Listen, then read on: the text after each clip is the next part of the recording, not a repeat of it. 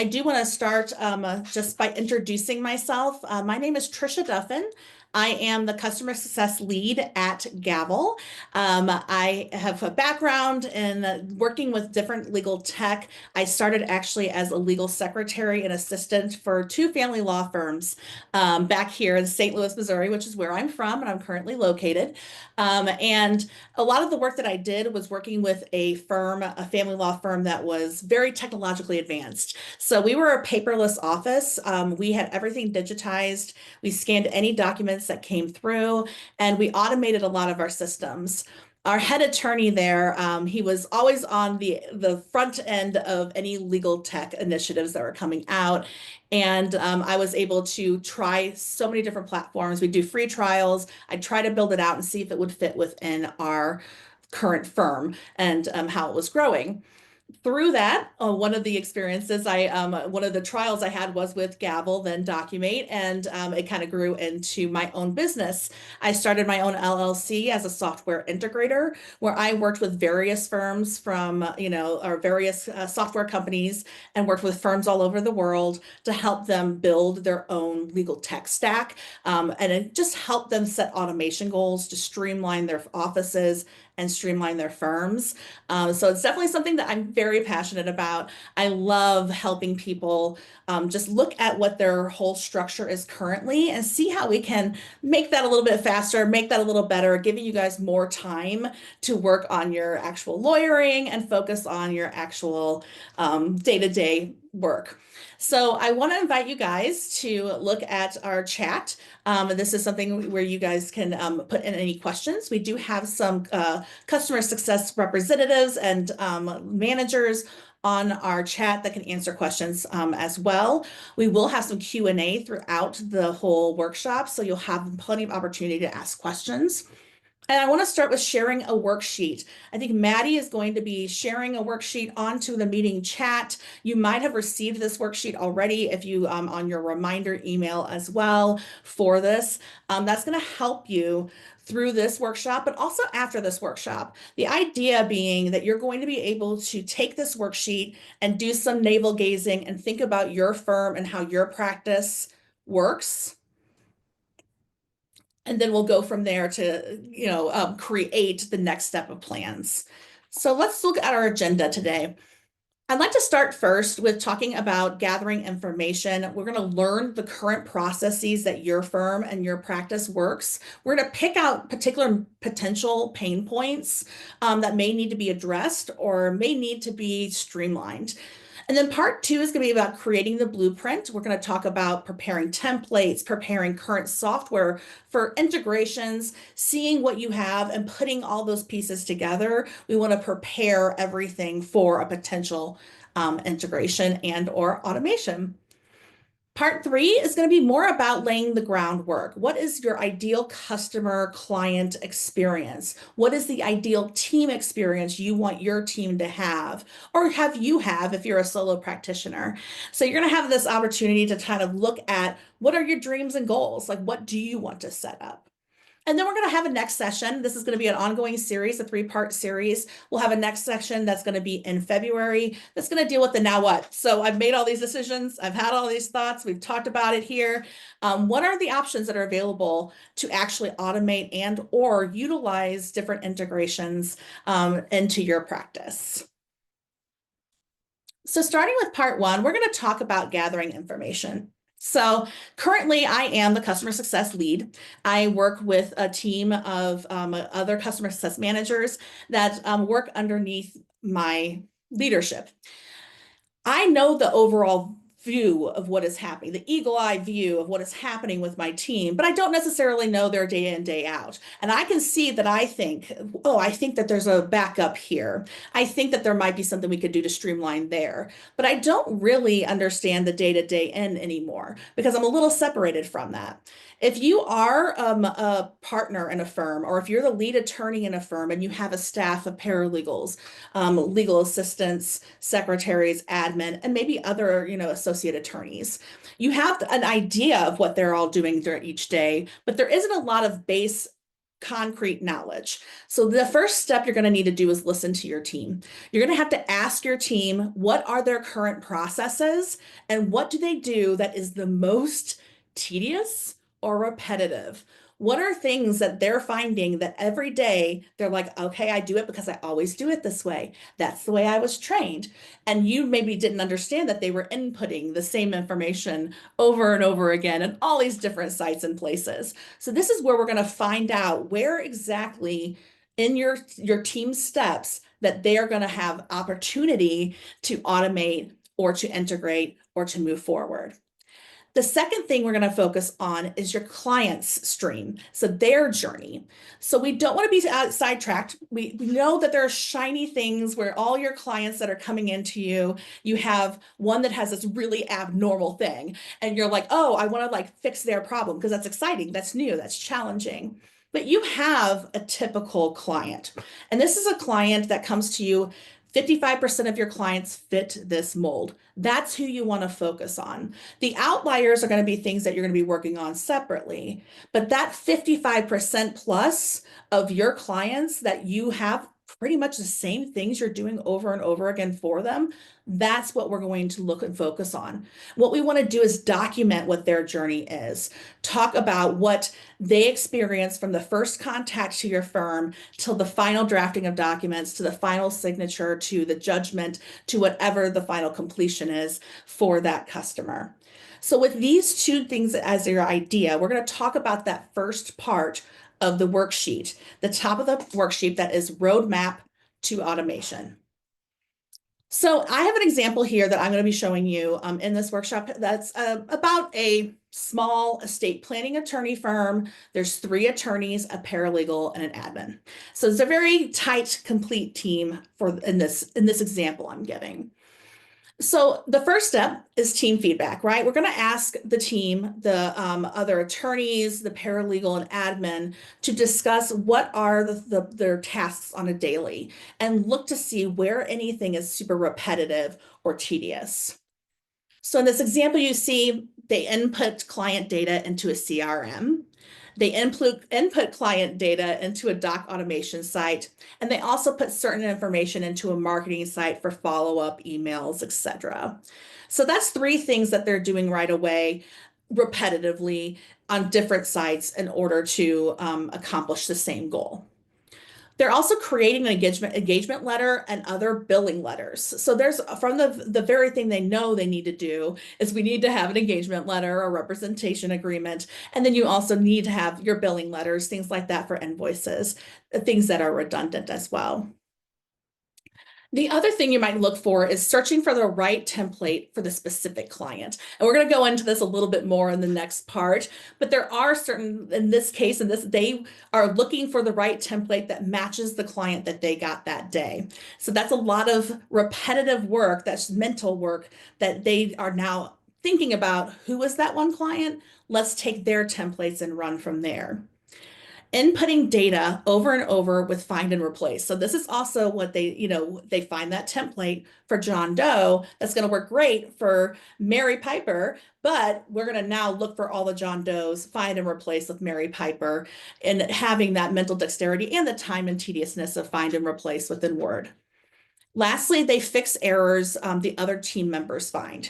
So what we're doing is there's a heavy review period, meaning that in this firm's logistical plan, there is a set of review that always has to happen to make sure that any one of those times that input has been put in, it was inputted correctly.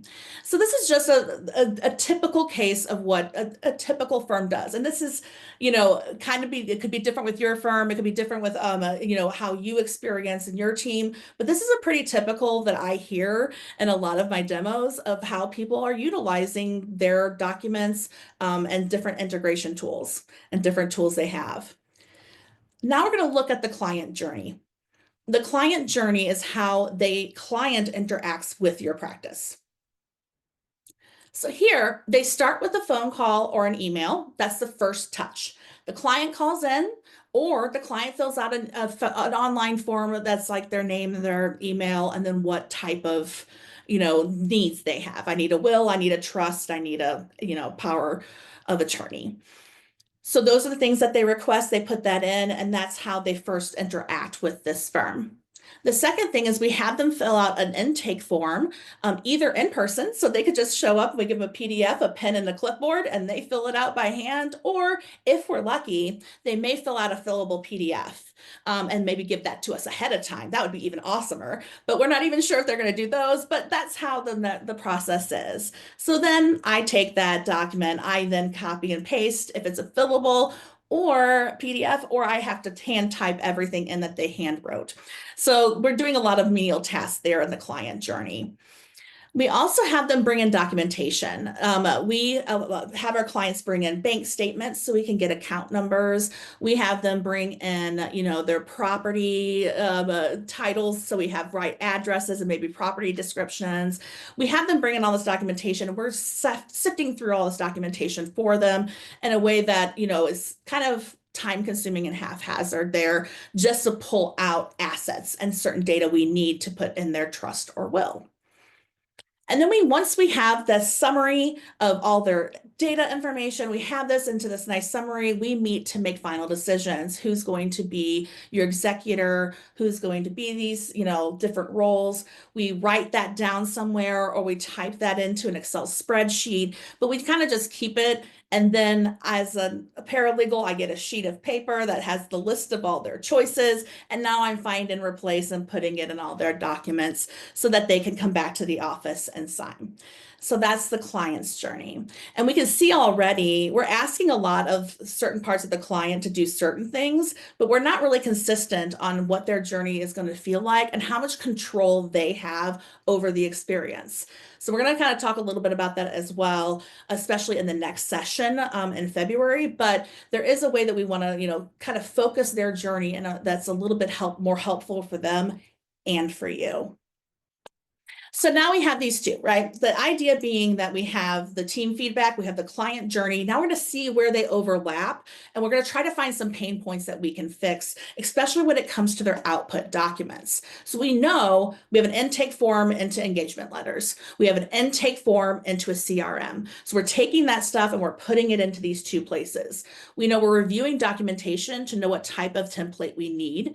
We're creating a summary and then inputting decisions into templates, and we're signing in the office and sending final documents to the appropriate parties. So these are the things that are actually happening when it comes to our output documents, and these are opportunities. So these are your opportunities to actually change your system. And the steps that you're taking to get to these opportunities is very vital, because this is going to help you decide what you want to focus on and what you want to work on first when you're automating.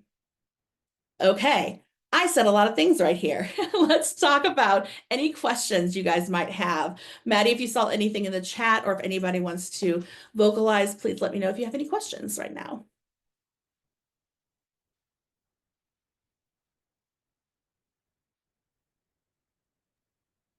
Everybody... The question was just whether we're having ongoing training series. Someone missed the beginning. Yes, we are going to be having another session in February and a third session probably at the end of March. And all of that will be sent out to everybody here. So examples of outliers to ignore. I just saw that one pop up. Thank you, Martha. So example of outliers to ignore are perhaps things that are extremely rare, right? So if you have, I'm going to keep with estate planning just because that's the example I had set up. But if you have a couple that's coming in and they have a blended family with, lots of maybe animals and pets, parrots, things that are like a different set of things that they're going to be setting up. If they have a complicated trust or a set of potential trusts that are going to be coming their way once, certain other people in their beneficiary heirs list pass, then that's a more complicated outlier. What you're trying to find are just the people that are, just follow the same type of role model of they're either single or they're married, they have children or they don't have children, they have certain assets, they don't have certain assets, things that you can cover the most ground with. So that's going to tell you a lot about what type of client you're really looking to utilize this system for. Does that help answer that?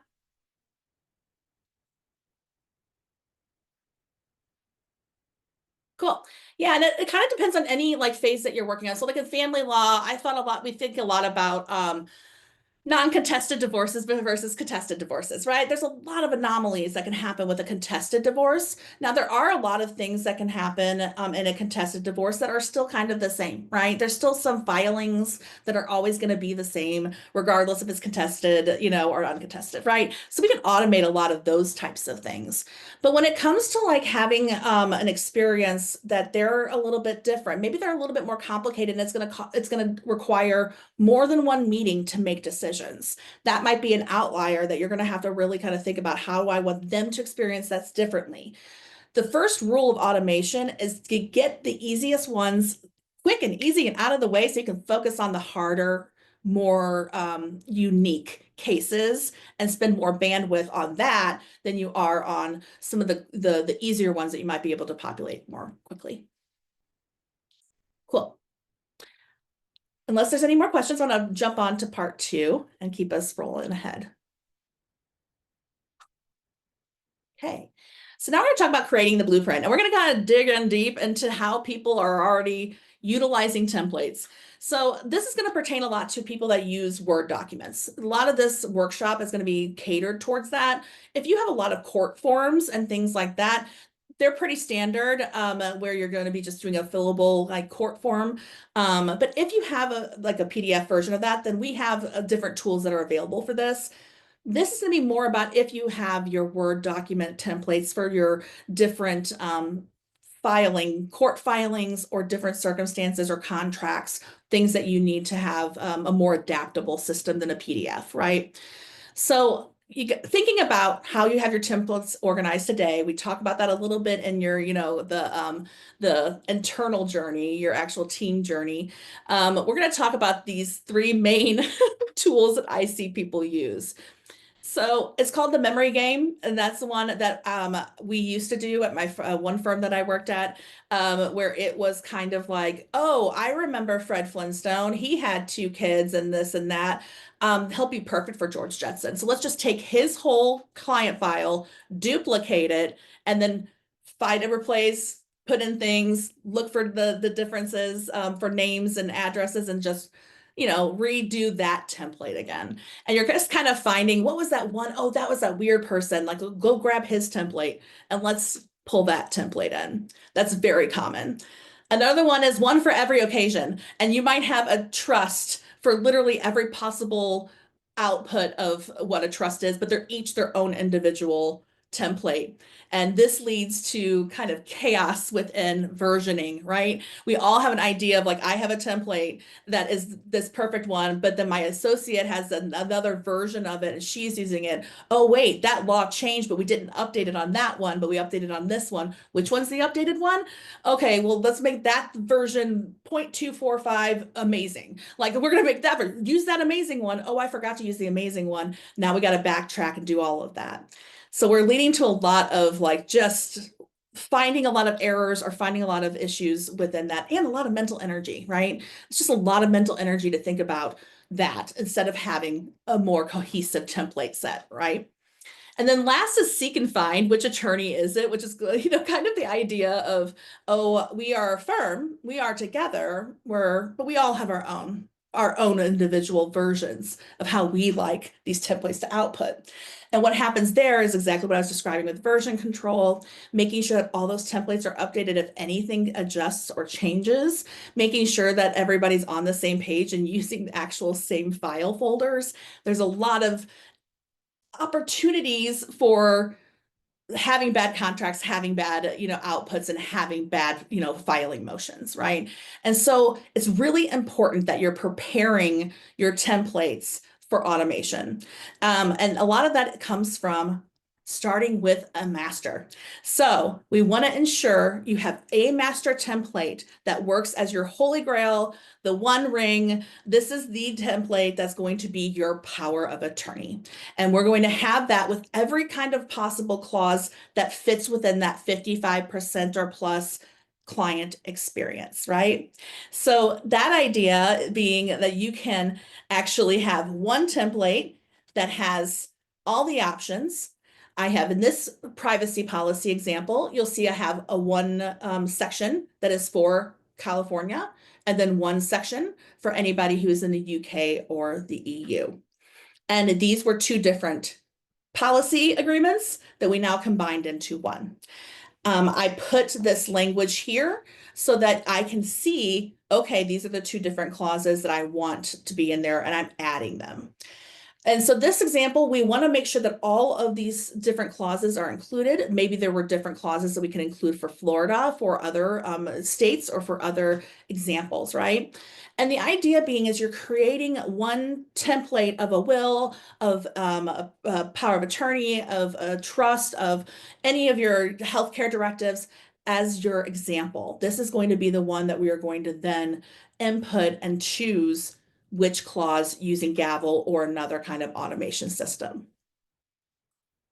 Second thing to look at is what type of styling and formatting are in your Word templates. Now, if you have WordPerfect, it's okay. People still have WordPerfect. I believe it or not. There are ways to make that a Word, document that you can actually utilize within the different automation systems. There are none that currently work with WordPerfect except for just utilizing WordPerfect internally. And so there are ways to get you away from that, to get you back on the Word as a docx. But the idea being is that we want to make sure this is formatted to your needs. So if I look at this clause, right, I have this set up as 1-2 numbering system. You could have articles, you could have sets of that, but they have to be hard coded within Word. So you're going to be able to negotiate Word to some degree and make sure your template has all of that formatting in there. In this example, you'll see the list styles that I speak of are your bullet points, your numbering system, or your outline. And those are going to be your list styles that you will then choose for your template. And this is important because utilizing a system like Gavel, you can actually set conditions around that California or that EU UK to only output those paragraphs accordingly, those sections, those clauses. And then the numbers will automatically update. So this way you can maintain consistency in that template. The next thing is if you do use signature blocks, it's best to use actual tables and blocks. This allows you more control over the look and format of the field of the output, but it also allows you to conditional and or create multiple. So if you have more clients that need to have their own signature blocks, then you can set this up, but it is good to have it within a table system. If you just are using tab, tab, tab, tab, tab, client name, underscore, underscore, underscore as their underline, then it can get a little wonky in the automation process. So the best case is to set it up in a table system so that you are able to utilize that table within your output document. And then last, we're going to choose something. Now, this could be something you already do. If you are a find and replace queen and you already do find and replace on all of your templates, then you probably already have a system in place that it says client name in capital letters, that I know I'm going to find it all the times it says capital, the client name, and then I'm going to replace it with John Doe. We're going to make sure that we have a set system throughout all your master templates. In this example, you'll see I have this highlighted in pink just so it stands out to me. That helps me find conditional logic that I would like to add so that this is only for California and this is only for the EU. You'll also see that I have capitalized. I've also highlighted in this version just so that it pops out for you guys, but you can also just keep it unhighlighted. But that says, okay, I know I'm looking for software company, software description, website URL, and company for this particular privacy policy. And so this way you're kind of saying, these are the high alert things that we're going to be looking at. And all of this is in preparation so that you can prepare for the next step of actually automating the templates and creating that as part of your larger system and stream.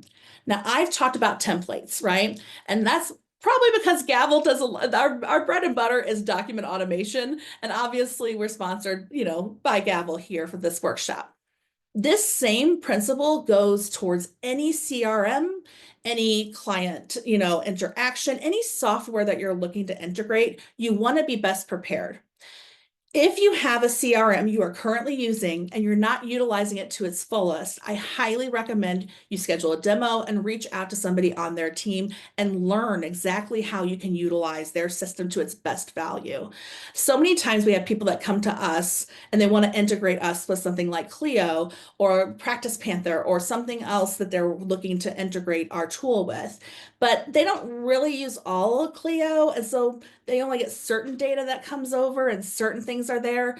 It's very important as you're looking at any of your automation processes that you're actually really looking at how you can utilize them to your fullest and keeping the most clean set of information through there. Not all hope is lost. We have Gavel experts and people that have actually worked with a lot of integration. So if you are looking to have Gavel work with your Clio or Clio work with Airtable or anything like that, you can actually reach out to our team and we can help you just figure out what's the best system as well. So keeping that all in mind, I'm going to open up for a 5-minute Q&A. Is there anything top of mind that people have been asking? Yes, we do have a good question from Sarah. For documents, it says also in the chat, for documents where it might be for an individual or for a couple, example, a deed, would you do that all in one master template as well, or have a master for individual and a master for couples? So particularly for me, as I build, I would do everybody in one. In some instances, you might have something saying I'm a client one, meaning I'm one person. And if you have two clients, meaning they might be married as a spouse, then that's two clients that you're in essence representing. So that would be something I would consider one template. And then you would have for one person as a single or as a double. Now, if you have a lot of clauses and the things that are drastically different in your documentation without knowing exactly what law practice you are in, if there's something very drastic about being a single entity and being a set of a couple, then it might behoove you to have separate, right? If there's so many things conditional that you're pretty much just rewriting a whole document, then of course keep them separate. But if there's enough overlap between the two, and we're really just talking about pluralizing or adding, an extra name and this person, that kind of stuff is very easy to automate within Gavel. It's just more about if you want to have, if they have whole full sections of things that are completely different, then I'd probably keep them separate.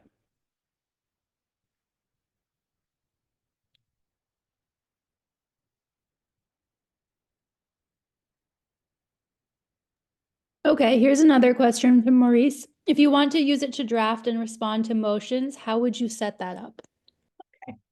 So we're going in a little bit in the weeds of like what Gavel does in particular. And so this is a little bit more of an overview of how you set up to prepare that. So if you want to use to draft and respond to different motions that are there, that would probably be a different step within your system. Now with Gavel, we do have a tool and data manager that you can move data from one set of questions to another. So your internal team could in essence draft the motions, receive a response, and then there's another workflow they push that data into and then respond to that motion and output the response documents. So there's definitely tools within our system to allow you to have those. Thinking about your templates is just more about thinking about how I can prepare the draft and then the motion, the response to both so that I'm matching any of my variables, etc.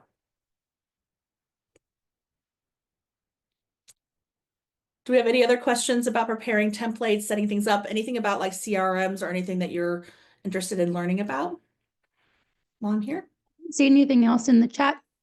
Cool. All right. Well, then I will just move ahead. All right. So we're going to go to part 3. Part 3 is about paving the road ahead, trying to find the ideal path forward. So this is the fun part. This is the dreams, right? This is the ideal. We're going to be looking for what's the goal? What do you want from your team and what do you want from your clients, right? So we've gathered our information. Our templates are beautiful. They're all set up. We now have to decide how do our team experience this process?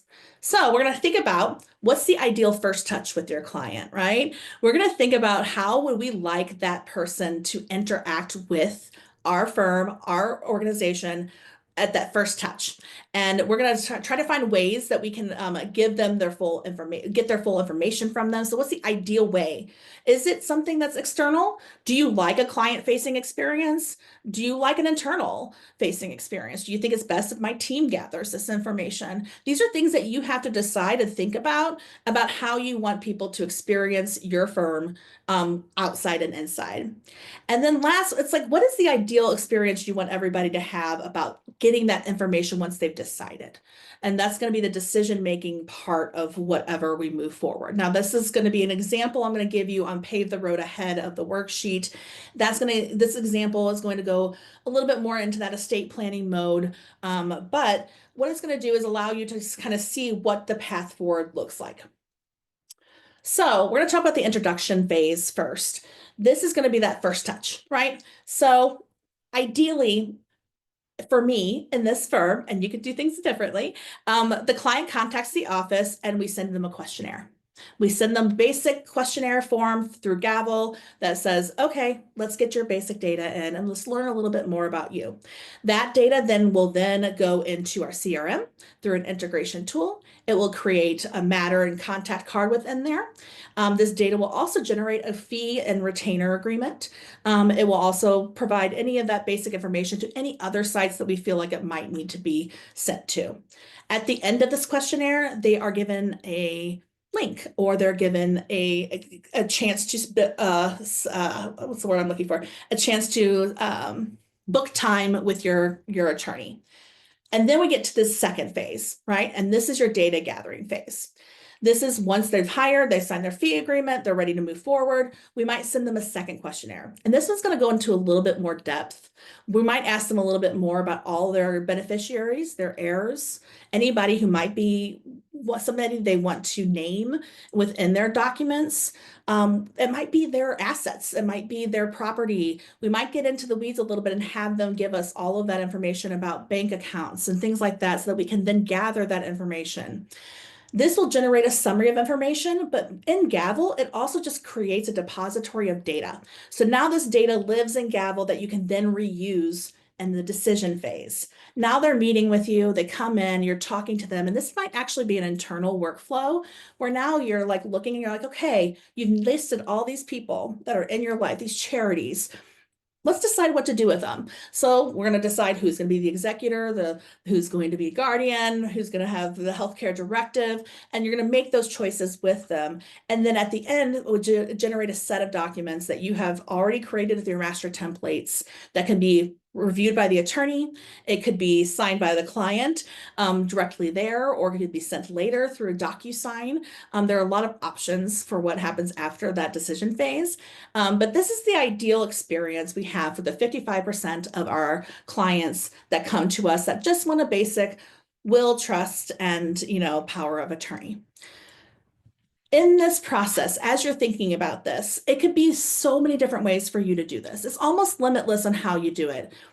One of the things I like to tell people is match somewhat of what you already do. You have a team of people that do this every day. They have the best idea of what an experience should be for your particular clients, right?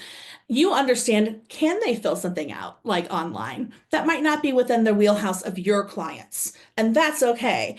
What streamlining this is getting that information from them however way. Maybe it still needs to be that fillable PDF. Maybe it still needs to be handheld and written out by your clients. But when your internal team decides to fill it out, maybe that's going to be where you're using the automation, and they can use those kind of streamlined to input all of that data to other places. Think about what you guys already do and then try to mimic to some degree, but tighten it up. We're going to make things a little bit faster, make things a little bit better and less error prone. And that's going to be where you're going to write out this journey. And this is going to be the ideal plan for you to set up for the next step, which we're going to do in the next session. Okay. Now I'm going to go ahead and open up again for some Q&A. That was a little bit more of the lofty goals of things. Is there anything that you guys have like particular questions about when it comes to like setting up and thinking about your client and team journey? Hi, sorry, I have a question. I'm wondering if, for example, OneDrive would be the best place to keep the coded Word documents, in case we want to have different versions saved and for the team to have access to previously coded versions. For example, if the subscription runs out, then could we somehow put those templates back into action? Have the Word coded documents saved, or is there a more efficient way? Thank you. Of course. So any of your cloud sharing, SharePoint, OneDrive, Box, Dropbox, if you utilize any of those tools to share your documents throughout your team, that's an excellent place to build all of your documentation and your versions, right? So if you have your main version of your master templates that live there, you can use Gavel to then automate your documents, but also then we can repopulate and push that through Zapier, and you push those documents back into those platforms. And so maybe you have a client folder that lives on Box or OneDrive with all of the finished templates, as the output documents can live there as well. When you're pulling into Gavel, these are the templates are the ones that you're going to attach into Gavel. So it's a little bit different. It's not a direct pull from like one of those sharing sites into ours. It's more like that's where you would house it on your hard drive slash cloud, right? That's going to be where the template might live as a version control, but in Gavel, it would be the live one that you're using. If you needed to replace it, you would just go to Gavel, upload the new version, and it would have the matching variables that you already have in it. You'd be able to replace it and move forward. Thank you. Yeah, no problem. I'm reading this. Tricia, Yeah. Tricia, one quick question.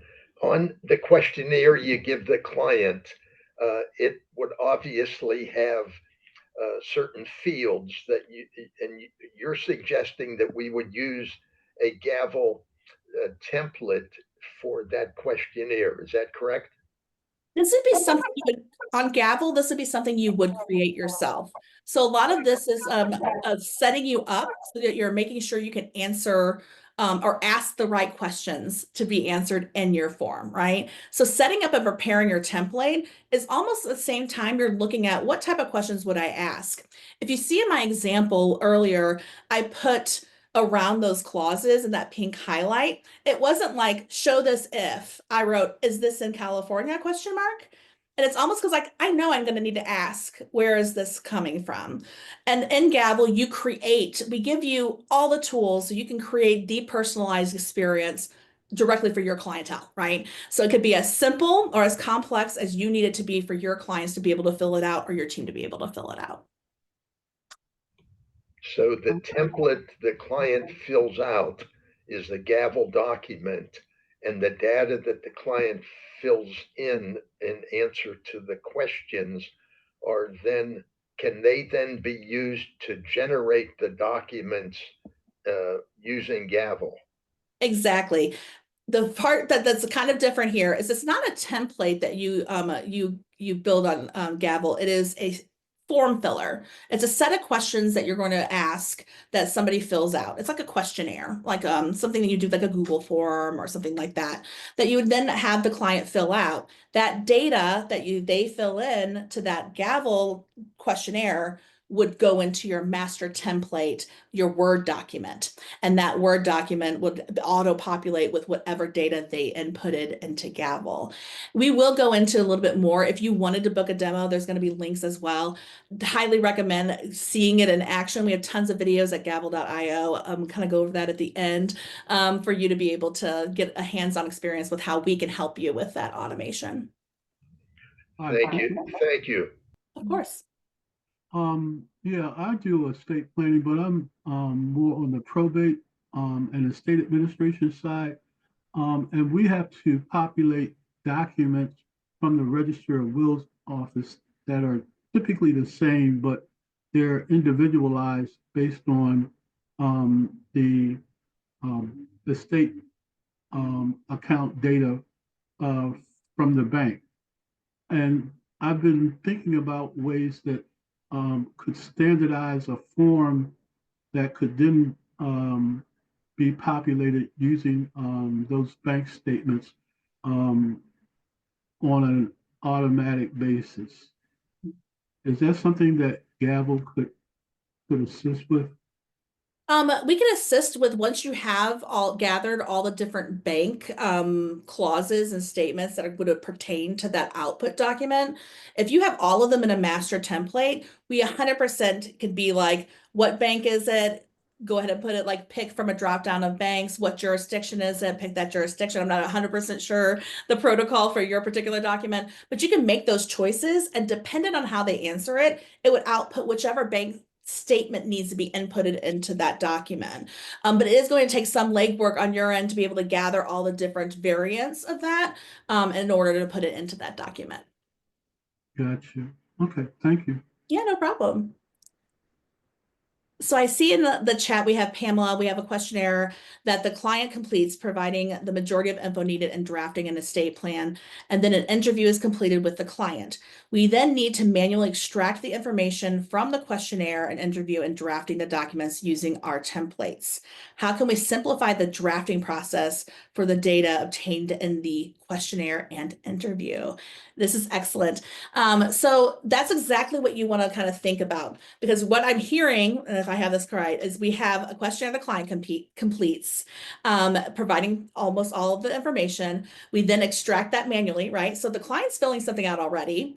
Now we're going to take that and fill out something else already to then put in a drafting template.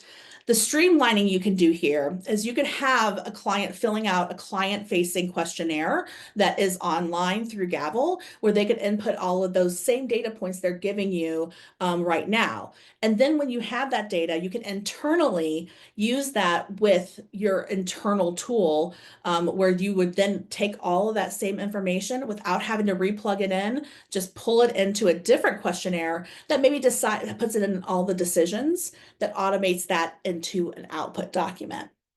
So that's a great example of Gavel and how we can use it. I highly recommend booking some time with our team. I think it would be a nice, easy fix for what you're describing here. Are there any other top level questions while we do a quick review, and then I'll go on to what's coming next?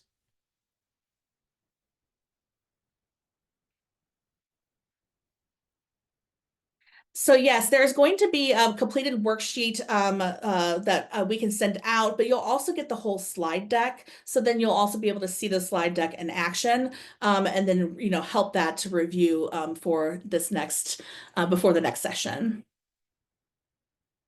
So Laura, we do have a direct integration with Clio. We are able to grab any matter and contact cards from Clio and utilize the data that are in that into your Gavel platform.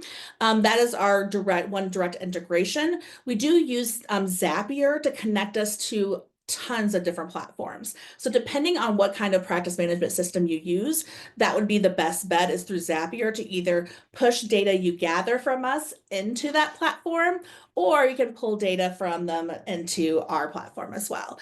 So there are different ways that you can set that up. We have a ton of information as well with Gavel. Our integration is with Clio Manage. So you can use Clio Grow. We do have some certain clients that use Clio Grow to just grab the most basic information, to just create the matter and the contact cards. And then they will use that information to push to us, and then have the clients fill out the rest of the information. And then you can send documents via mail drop back into their Clio folder. So there are ways to do that as well. Sign up for a demo.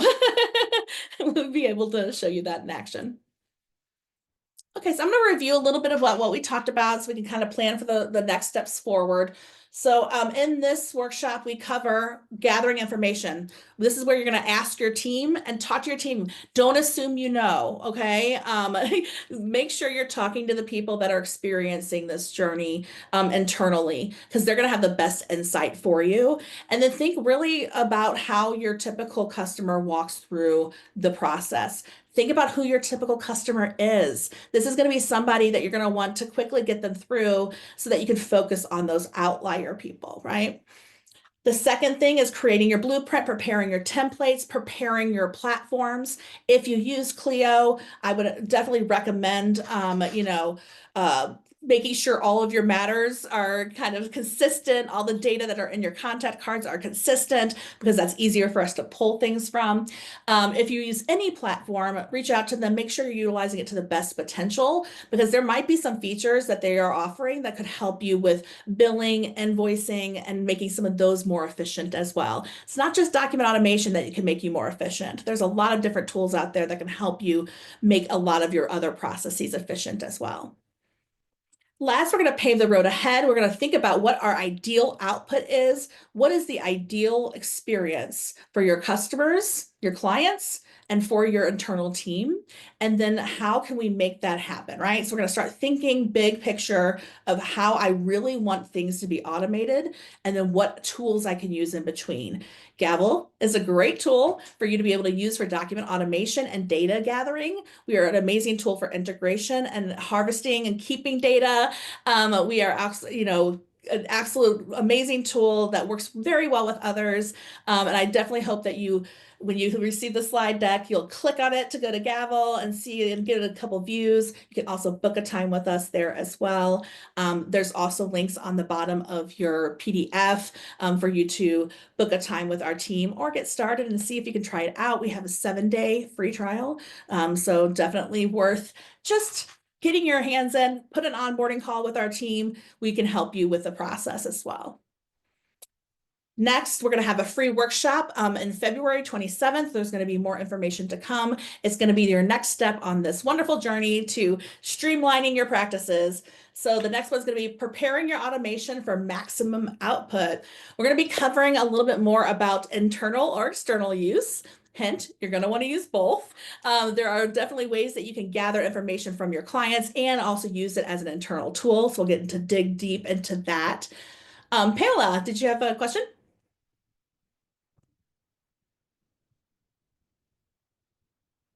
If you're talking, you might be muted. Hello? Sorry, I wasn't muted. No, I didn't have any other questions. Okay, sorry, I just saw a raised hand. So I was like, oh, I can schedule a demo. oh, cool. Yes, and there's a link right there on the chat as well. Okay, great. Thank you. Yeah, no problem. And then we're going to talk about building a legal unicorn of your dreams. This is going to be a big part of like how other platforms might be utilized in your system, and then how you can interconnect and use integrations to connect them together. And then we're going to talk about how to get action from your clients and your team, because the buy-in is most important, right? You can build all the things that you want, but unless they're being used, they're not really worth what you're using. We need that return on investment. So we're going to talk a little bit about how to get action to get your clients to fill this out and get your team to utilize these new systems and new way of doing things. We kind of fall into patterns, so you're going to have to like help motivate your team to use these different platforms. Again, this link is down here for a free 7-day trial of Gavel. There's going to be another link for book a demo with the Gavel team. You will receive this slide deck. You will receive the updated PDF with all the different inputs in them. And we look forward to having you in February. Thank you guys so much. And I'm going to give you a couple more minutes of your time back.